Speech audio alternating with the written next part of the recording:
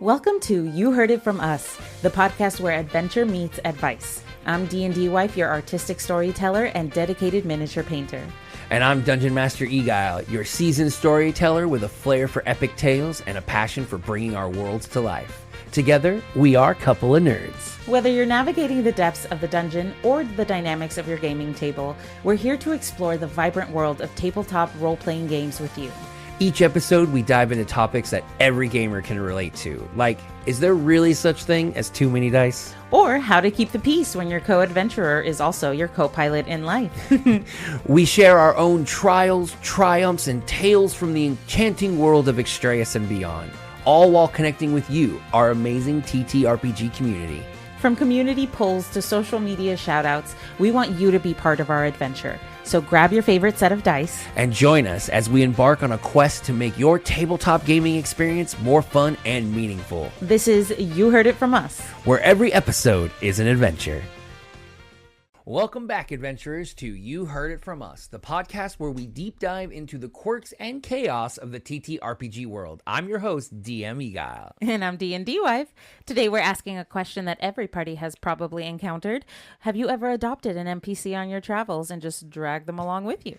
From rescued kids to quirky blacksmiths, we'll explore the bonds we form with NPCs and the hilarity and heartache that comes with them, and some tips for keeping them balanced in your campaign. Stick around and don't forget to like, review, and subscribe to join our nerdy community. Let's roll into it.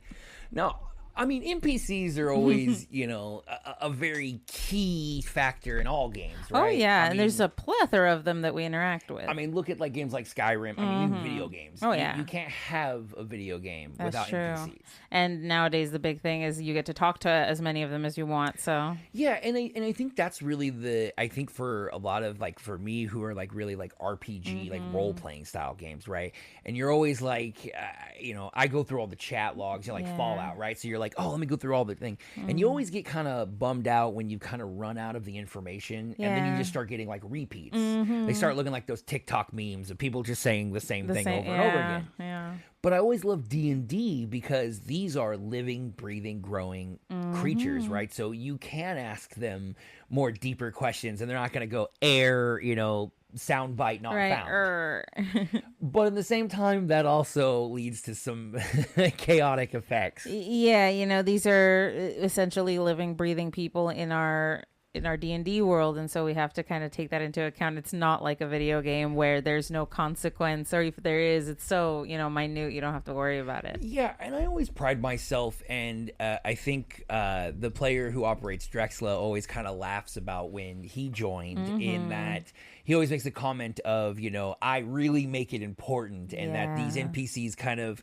they go have their lives, they go do their things, and so if you ignore them or if you do something, they will remember, and they might cause a whole new storyline as they get revenge, or if they do something to get back at you. You never know when the person you mess with or you made fun of turns out to be the BBG later. And I like that because I think, and we had talked a little bit before about like things like DM NPCs, right? And I think that's where a lot of times it's like the conversion, right? So it's like, I like this NPC, but let's make him smarter. Yeah. And then you kind of ask some questions, and now all of a sudden that NPC is much more detailed. Oh, yeah. He's got a whole backstory now. He's got a name and a family and even a dog. I think the one that really always pointed it for you and I is, we kind of laughed, is like, I think there's the joke with like Critical Role and stuff where it's like, I think it was like guard number 4 that was supposed to just be, guard number 4. Yeah. And then he ends up like going on them with all these quests and campaigns. This is before they streamed. Yeah. And it's like this whole joke that they just took some random guy and had a good roll. Yeah. Rolled a nat 20 on a persuasion. And look what basically spawned off of that. Yeah, he became their like number 1 at their base. It was awesome. Right, yeah. And so, I mean, I imagine with you being a player, you've had plenty of times interacting where we've had some cool ones. Both wished and didn't wish you adopted an NPC. Yeah, we had some really nice ones. I had a great interaction because we in our first campaign we ended up freeing this like really nice Aarakocra girl from being captured. Oh, yeah, she was being used as a broom. Yeah, I know. Like, this is so terrible. Like a Flintstones kind of thing where they were making her use the wings to like sweep up and yeah, stuff. they were making her use her wings to sweep because they sweep the best. And so even though they were a little clipped because obviously they didn't want her flying off. So we ended up freeing her from that, and I remember eventually we returned her to her family, but we spent months in game traveling with her, taking her on really dangerous adventures with us sometimes. Oh yeah, I mean, I even think like it almost became like a surrogate daughter, adopted daughter for you and another character. Yeah, and it was kind of funny too because it was a very big like dichotomy of like two different mothering philosophies that kind of also came out, with one like you with Allura being much more free spirited and let her learn, discover, figure go it out out. and learn, with a much more protective cleric paladin or cleric warlock, didn't want her to get hurt, keeping her a little too closed off.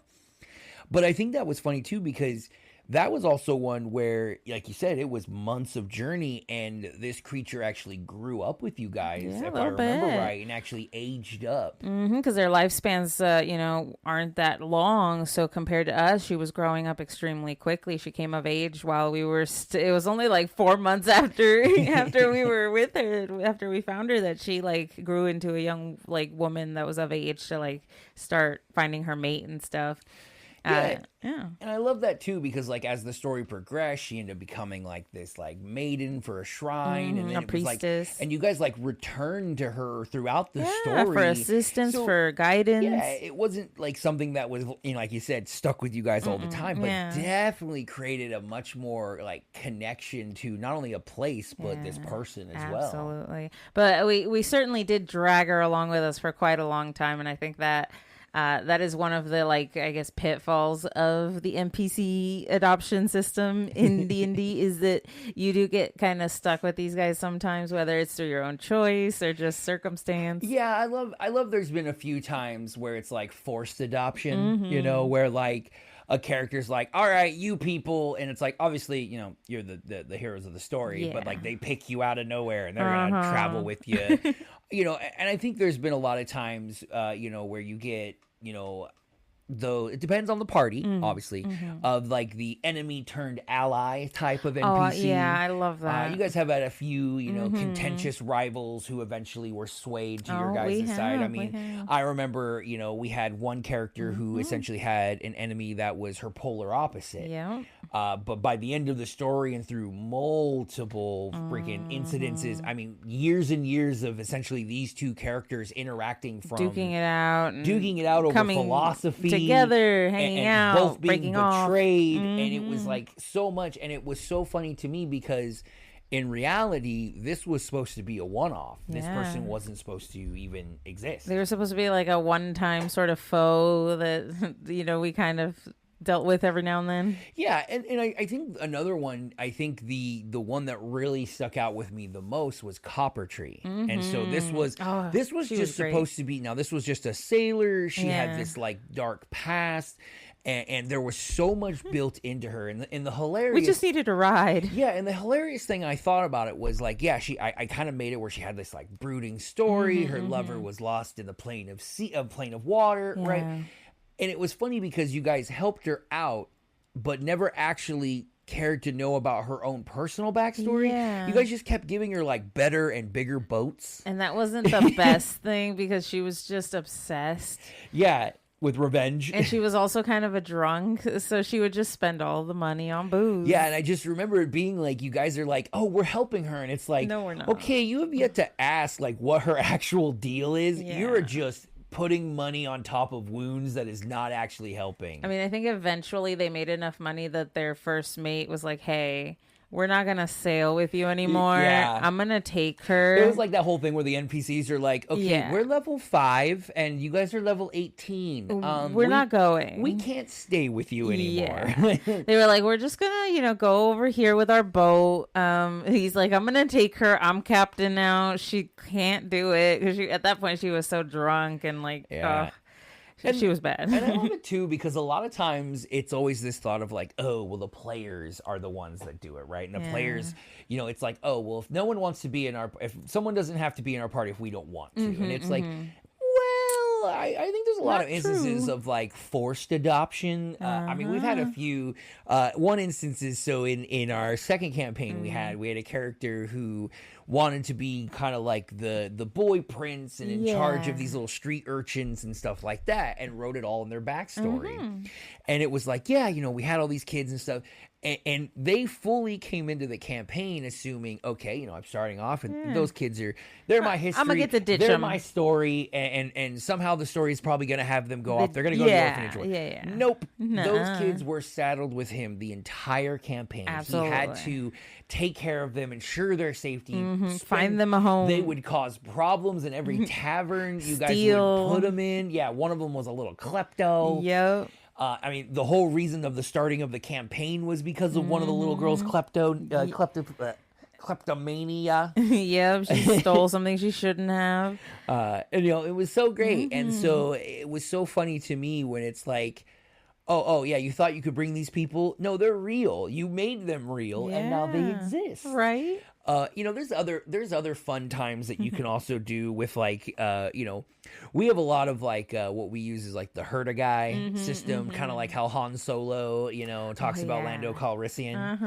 And so we have like a lot of that, and I also have that in the reverse, right? And so I always love when players write these, you know, convoluted backstories, and you find ways to kind of wedge in certain characters, especially when it's more of a, you know, a nuanced problem. So like fans or people who idolize the character, right? You know, the D&D and TTRPGs always have things of renown, but it's always viewed as being positive. Like, oh yeah, you're popular, so people are going to just let you do things. It's like, but also, what about fanaticism? They're going to be really nice to you. So, you know, one instance we had a player get introduced to essentially their extreme fan. Yep.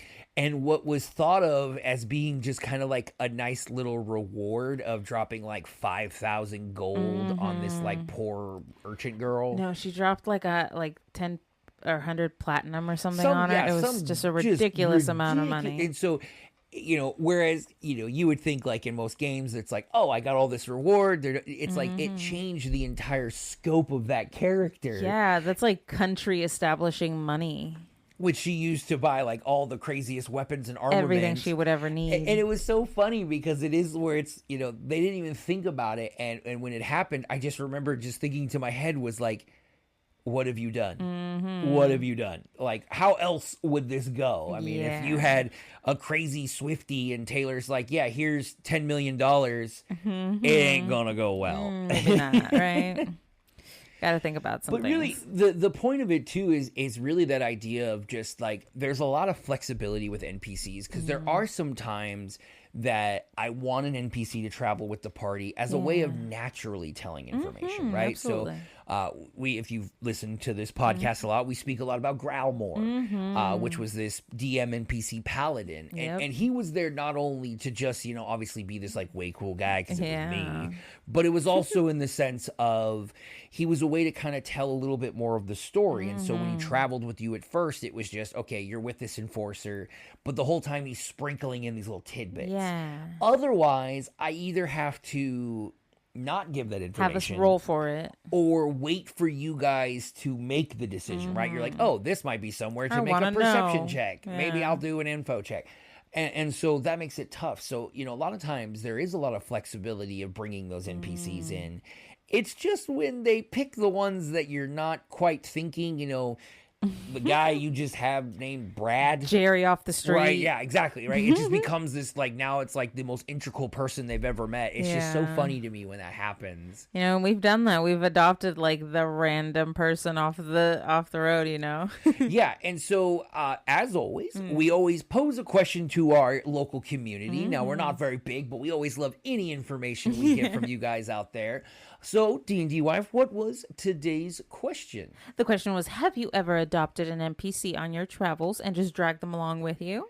Now, obviously, this is a pretty simple poll, which really only has 2 responses. Pretty much, right? Yes or no. The longer sort of responses is that it was overwhelmingly yes. I kind of figured Just that. because I think it's really hard to avoid those emotional bonds during the game, but we did have some staunch outliers that refused to interact with NPCs or treat them as any sort of companion. Yeah, I think when we saw that, I kind of was like, yeah, I kind of expected that. And really the reason was, the idea of like, we've talked about this. There's so many ways to play TTRPGs. And one of the ways is like, the dungeon grinder style, right? Where they're like, you're NPC, you have the shopping list and that's it. I don't need to know the information. The information is kill the main bad guy. Yep, we got this. And if that's your play type, then obviously you're not going to want, because in essence, it's a liability. Right. You have to watch out for this person. You have to feed them. And I think where that really comes to is those are a lot of games where it's kind of the DM versus the players. So it's more of like every NPC is just another avenue for the DM to maybe get at them. Right. This is like hardcore adventuring it's the groups. Curse of Strahd campaign. Everybody's a freaking enemy, Don't trust anything. Don't trust the kids. Don't trust the old ladies. Nobody. Don't trust the horses. Don't even trust the trees. Yeah. And so it is one of those things where I think that's where it comes into, right? So it's if you have a more adversarial table, which if that's what you do, that's cool. Those are cool right? too. But if it's like, I'm going to make the hardest dungeon, you guys come ready. Yeah, you don't want any extra way that DM could surprise you with. Not unless they're like some like battle hardened, like one-eyed dude and who's ready to go. I can also see other stories in that, if you are kind of the most important people, maybe you don't need something else to kind of carry on with you. Right. Yeah. And I think sometimes it also could be, the people who say no might be some DMs out there, in the worry of, it really is already hard enough to make NPCs. And so when your characters decide to now take a character that was really kind of just, in essence, a cardboard cutout. Yeah. And now they want him to be like a person, a full bibliography person. and an entire autobiography of a 300-page book. It gets a little intimidating. And so I can see a lot of DMs being like, okay, I'm going to intentionally make them kind of bland and nobodies. And not really interesting. Everybody's the sloths from Zootopia, so it's like, I don't want to deal with that. So we're just going to go by and we're not even going to bother carrying that. Right. We're just going to avoid that completely. But I think for those who are like us and love kind of adopting NPCs, I think there's a real deep kind of rooted aspect in the hero's journey, right? I think like so. We play these games because we want to be the heroes. Now, if you're playing an evil campaign, you want to be the evil heroes. Right, but for the most part, we play heroes. So in most cases, I mean, who is a hero if not with their ally? What's Superman without Jimmy Olsen? Right, what's or Batman? Surrounded by the people you save. What's Batman without Robin? You need kind of your little compatriots. Yeah, and your sometimes, fans, your backup. And sometimes it's also nice to have someone who isn't necessarily a player. Yeah, that's true. And now the way I also is kind of my last little point on this is that, I like to use the NPCs or my DM NPCs to fill in some of the gaps. Yeah, that's true. Party is maybe all casters. Maybe a friendly paladin stops by when I know they're about to fight some ferocious dragon and he's also trying to get there, because they kind of fill in those gaps. The healer didn't make it this session. Oh, look, a wandering cleric happens to want to, bless this grove that you're trying to get through. We're infiltrating somewhere and we don't have a rogue. Right, no one knows lockpicking. Yeah. Oh, look, a thief happened to be trying to get in and he was locked in jail with you. And if you get him out, he'll help you do some doors. I think that's really the cool way to use NPCs and also kind of give the idea of like, hey, this is the one you want to take with you. Yeah, absolutely. Make them, I think DMs, it's a really fine balance between making the NPC like important enough to be like, hey, you want to take this person with you. God, it's such a hassle. Right, but then keep them bland enough if you don't want them interacting. Red herrings are the biggest pain in the butt for a DM. Oh yeah, I can see that. It would, it's like if your DM or if your NPC asks too many questions, it might be, why is this guy asking so many questions? Why does he want to know? Right? Maybe he's the BBEG. Kill him. It's like, no, he just wanted to know how your day was. He's just asking a question. But I think there's also some good things about keeping NPCs in the party. It's not all bad. And I know they can be liabilities sometimes, but it's also a really nice representation of of the bonds you build. It's a nice sort of visual representation of the things that you've accomplished in the world and you're adventuring, right? Like that's a person you rescued, a person you saved, or someone who owes you some sort of maybe debt of gratitude or something that's, following you around until it's paid. There's all sorts of different motivations behind the reasons why an NPC is following you. On top of that, if you're a smaller party, I think it's a lot easier to have an NPC come along. Required sometimes, right? Yeah. So sometimes you want that to, like you said, fill in the gaps or bring something else that the others don't bring to the table. And it's nice to have a little impartial sort of voice in the group that isn't just the DM chiming in every now and then to be like, hey. Yeah, I think too, where a lot of times there, I think a lot of people who selected yes also do what I call like the malicious adoption, a little, or like the meat shield. Yeah, where it's like, well, he has HP, and if he gets hurt first, that's no HP off my life. And he's just really, really into me. So, and I've also seen, a lot of that, where it's like, well, DM NPCs have infinite spell slots, so maybe if we find an NPC wizard, he might just be able to cast spells all the time, and we can have identify and all these other abilities whenever we feel like. And it's like, not really. Not you might have to pay him. Yeah, quite a bit. You got to make it more realistic.